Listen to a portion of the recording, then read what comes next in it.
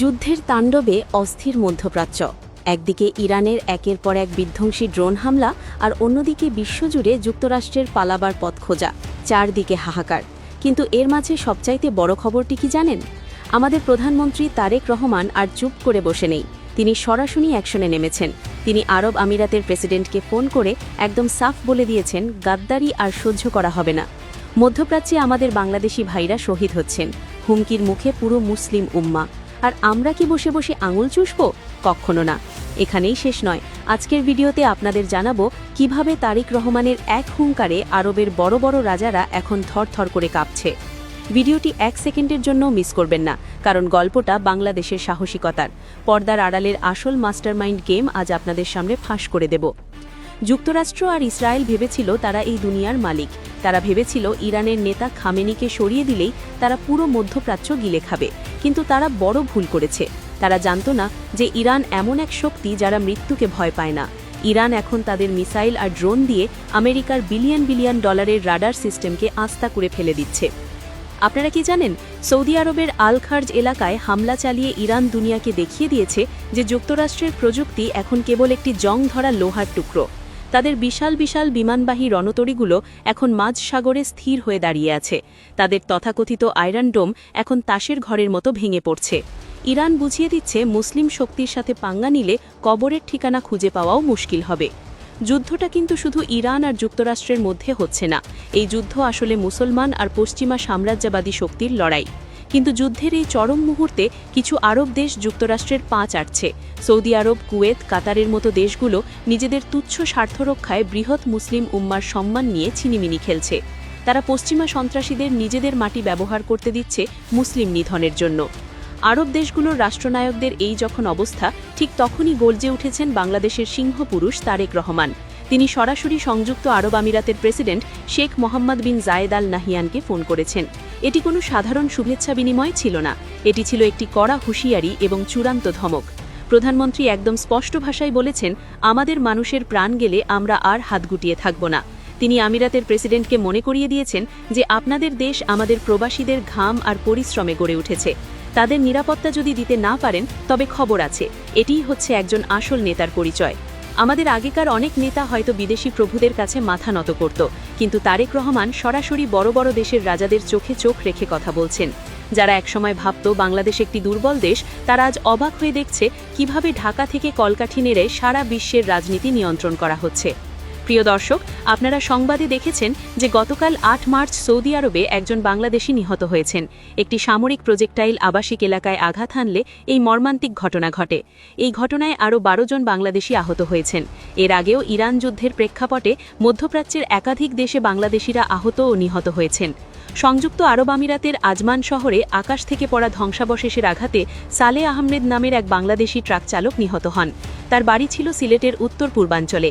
আর বাহরাইনের Salman industrial এলাকায় ক্ষেপণাস্ত্রের ধ্বংসাবশেষের আঘাতে SM তারেক নামের আরেক বাংলাদেশি প্রবাসী মারা যান। তার বাড়ি চট্টগ্রামের সন্দ্বীপে। এছাড়া কুয়েত এবং আমিরাতের অন্যান্য জায়গায় ইরানের ড্রোন হামলার ঘটনায় বেশ কয়েকজন বাংলাদেশি আহত হয়ে চিকিৎসাধীন রয়েছেন। কিন্তু কেন এই মৃত্যু? এর পেছনে দায়ী কে? দায়ী হল যুক্তরাষ্ট্র আর ইসরায়েল। তারা এই শান্ত দেশগুলোকে যুদ্ধের ময়দান বানিয়েছে। মার্কিনীরা নিজেরা বাংকারে লুকিয়ে থাকে আর বলির পাঠা বানায় আমাদের সাধারণ খেটে খাওয়া মানুষকে। তারা ভাবে বাংলাদেশিদের প্রাণের কোনো দাম নেই। আরব দেশগুলো এই বিপর্যয়ের জন্য কম দায়ী নয়, কারণ তারা ইরানের পাশে দাঁড়িয়ে যুদ্ধ থামানোর চেষ্টা না করে ক্রমাগত ওয়াশিংটন আর তেলাবিবের দালালি করে যাচ্ছে।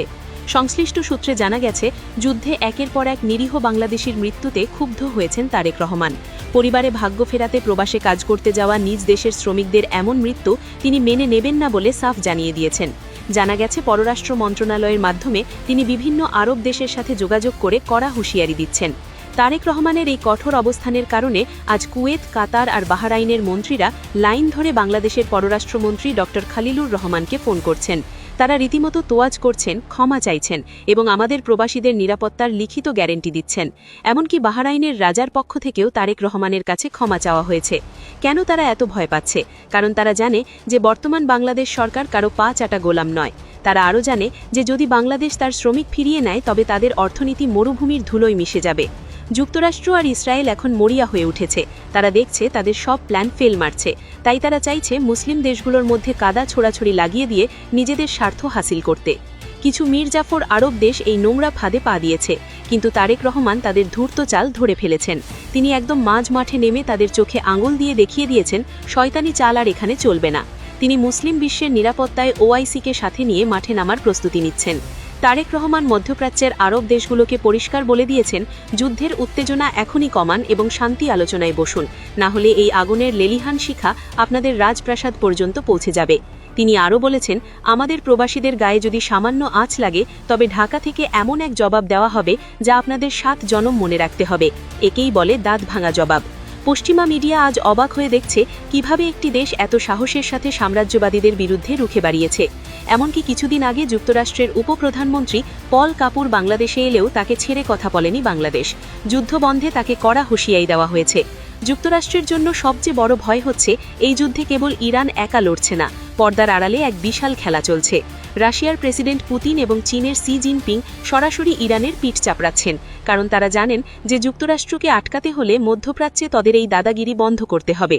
আর এই পুরো ভূরাজনৈতিক খেলায় বাংলাদেশ এখন একটি বড় ফ্যাক্টর হয়ে দাঁড়িয়েছে, কারণ চীন ও রাশিয়ার কাছে বঙ্গোপসাগরের নিরাপত্তা তাদের জাতীয় নিরাপত্তার জন্য গুরুত্বপূর্ণ। তাই তারা চায় বাংলাদেশ পশ্চিমা ব্লকে যোগ না দিক। তাই তারেক রহমানের এমন কঠিন অবস্থানে অত্যন্ত আনন্দিত রাশিয়া আর চীন। সব মিলিয়ে এটাই বলা যায় যে বাংলাদেশের প্রধানমন্ত্রীর এই সাহসী ডিপ্লোম্যাটিক মুভ প্রমাণ করে যে এশিয়ায় যুক্তরাষ্ট্রের মাতাব্বরি করার দিন এখন শেষ। তাদের বিলিয়ন ডলারের অস্ত্র এখন কেবল জাদুঘরের শোপিস হওয়ার যোগ্য, কারণ ইরানের সামরিক শক্তি আর তারেক রহমানের সাহসী ডিপ্লোমেসি এখন এক হয়ে কাজ করছে। বাংলাদেশি প্রবাসী ভাইয়েরা, আপনারা যারা এই মুহূর্তে মরুভূমির দেশে জীবনের ঝুঁকি নিয়ে কাজ করছেন, আপনারা একদম ভয় পাবেন না। আপনাদের জন্য দূতাবাস থেকে জরুরি বিজ্ঞপ্তি জারি করা হয়েছে। সৌদি আরব এবং অন্য দেশগুলোর যুদ্ধকালীন নিয়মকানুন মেনে চলুন এবং কোনো প্রকার গুজবে কান দেবেন না। সামাজিক যোগাযোগ মাধ্যমে কোনো ভিডিও বা ছবি শেয়ার করার আগে সতর্ক থাকুন। মনে রাখবেন, সামান্য ভুলে যেন দেশের ক্ষতি না হয়। আপনাদের সুরক্ষার জন্য ঢাকা থেকে প্রতি মিনিটে খোঁজ নেওয়া হচ্ছে। প্রধানমন্ত্রী তারেক রহমান নিজে আপনাদের পরিবারের সদস্য হিসেবে পাশে দাঁড়িয়ে আছেন। আপনাদের একটি চুলও যাতে কেউ স্পর্শ না করতে পারে তার জন্য তিনি দিন-রাত কাজ করে যাচ্ছেন। ইতিহাসের পাতা উল্টালে দেখা যায়, যারা সত্যের পথে থেকেছে বিজয় তাদেরই হয়েছে। যারা আজ ইসরায়েলের বন্ধু সেজে মুসলিম ভাইদের রক্ত ঝরাচ্ছে, তাদের পতন এখন কেবল সময়ের ব্যাপার। তারেক রহমানের এই ডাইরেক্ট অ্যাকশন এবং মধ্যপ্রাচ্যের নেতাদের প্রতি কড়া হুঁশিয়ারি পুরো পৃথিবীর ভূরাজনীতি বদলানোর ক্ষমতা রাখে। যুক্তরাষ্ট্র এখন লেজ গুটিয়ে পালানোর পথ খুঁজছে, কিন্তু ইরানের মিসাইল আর বাংলাদেশের ডিপ্লোমেসি তাদের চারপাশ থেকে ঘিরে ধরেছে। আপনারা কি মনে করেন, তারেক রহমানের এই সাহসী এবং সময় উপযোগী পদক্ষেপ কি মুসলিম বিশ্বকে এক করবে? আপনার মূল্যবান মতামতটি কমেন্ট বক্সে লিখে জানান। মধ্যপ্রাচ্যের যুদ্ধে প্রবাসী বাংলাদেশিদের জীবন রক্ষায় বর্তমান সরকারের এই কঠোর ও সাহসী ডিপ্লোম্যাটিক অবস্থান সবার প্রশংসা কুড়াচ্ছে। তাছাড়া মুসলিম বিশ্বের প্রতি যে কর্তব্যবোধ তারেক রহমান দেখাচ্ছেন, সেটিও বিশ্বব্যাপী সবার নজর কেড়েছে।